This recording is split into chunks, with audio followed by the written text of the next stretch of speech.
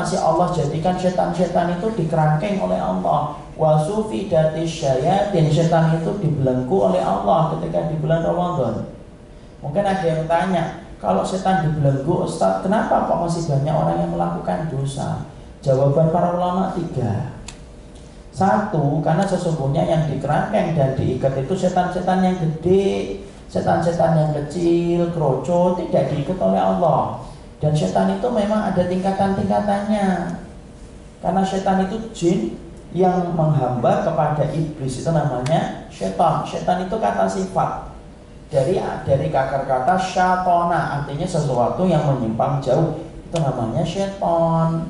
Syatona. Dan kemudian setan itu ya tingkatan-tingkatannya ada. Dan yang dikerangkeng oleh Allah itu setan gede, setan-setan kecilnya ada. Setan itu macam-macam, Ustaz. Iya, ada setan yang gangguin kita sholat, namanya setan apa? Khinzib.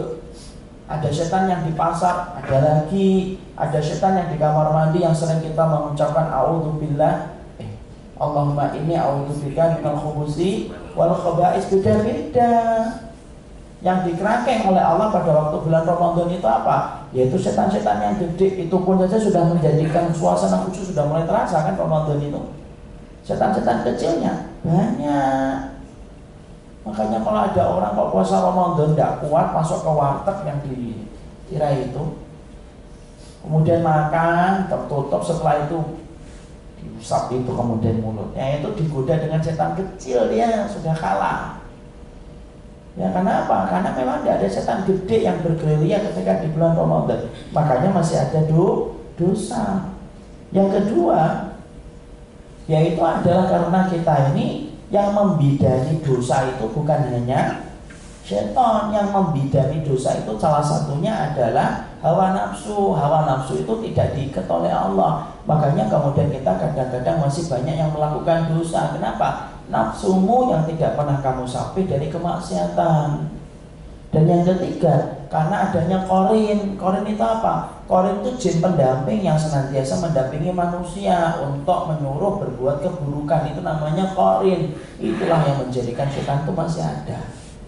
Nah, disitulah kita pahamkan keutamaan itu. Artinya di situ akhirnya kita mengetahui betul. Disitulah kita mengetahui keutamaan Ramadan itu begitu gede.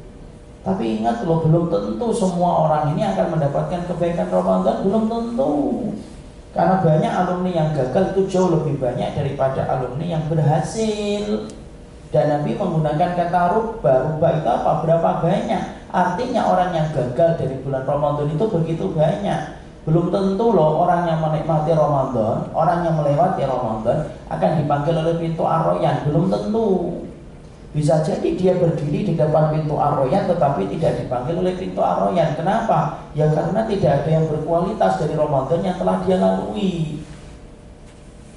Orang yang nanam padi aja belum tentu dia panen. Orang yang merintis bisnis belum tentu kemudian dia sukses. Ya. Dan orang yang kemudian mereka itu memberikan laporan belum tentu atasan itu menerima. Loh, kalau setiap laporan belum tentu atasan menerima.